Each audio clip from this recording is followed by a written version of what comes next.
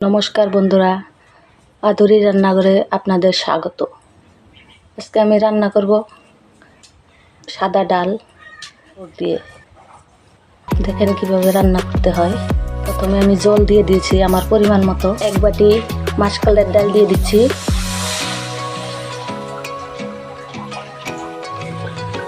আমাদের ডাল প্রায় হয়ে এসেছে। এখন এর মধ্যে কি কি উপকরণ লাগে একবার দেখে নিন।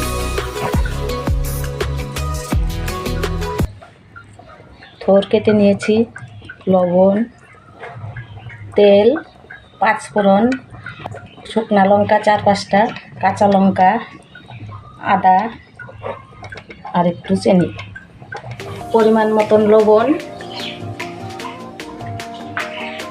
কাঁচা লঙ্কা, 1 চামচ চিনি আর কেটে রাখা থোড়গুলো এখন দিয়ে দিচ্ছি।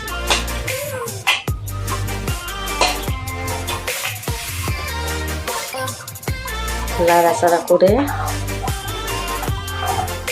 একটু সময় জাল দেব। আমার ডালটা হয়ে গেছে। এখন ডাল ঘুটনি দিয়ে একটু ঘুটে নেব। বন্ধুরা, এই ডালটা আপনারা বাড়িতে বানিয়ে খেয়ে দেখবেন, আপনাদের ভালো লাগবে। ডাল তো অনেক ধরনের পেয়েছে, কিন্তু এই ডালটার স্বাদ একদম অন্যরকম। ডালটা এখন নামিয়ে নেব।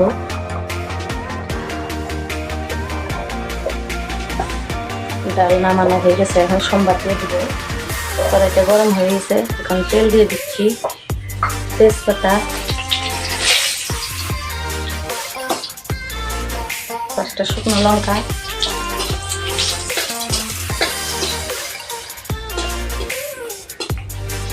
পাঁচফোড়ন,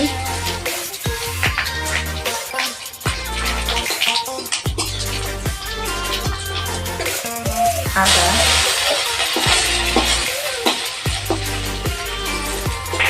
এখন ডালটা দিয়ে দেব।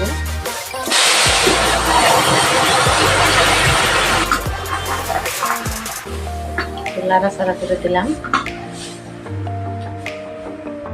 আপনারা দেখতে পাচ্ছেন আমার ডাল হয়ে গেছে, এখন নামিয়ে নেব। দেখেন আমার সাদা ডাল রান্না কমপ্লিট। আপনারা দেখে বলেন কেমন লাগছে।